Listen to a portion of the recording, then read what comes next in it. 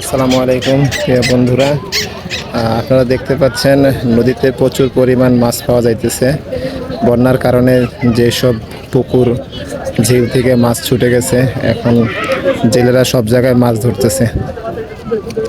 তাই আপনাদের দেখানোর জন্য দেখেন কি পরিমাণ মাছ ধরা পড়তেছে।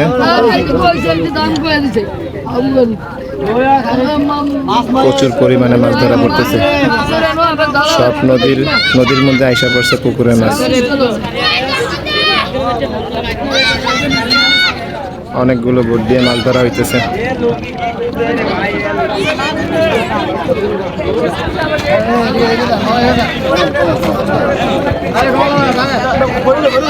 বিভিন্ন জায়গায় পুকুর থেকে মাছ ছুটে যাওয়ার কারণে নদীতে প্রচুর পরিমাণ মাছ পাওয়া যাচ্ছে।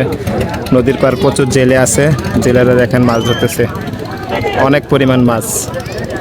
বন্যার কারণে বিভিন্ন জায়গায় নদীর মধ্যে সব মাছ চলে আসে, পুকুর ঝিল থেকে মাছ ছুটে চলে আসে।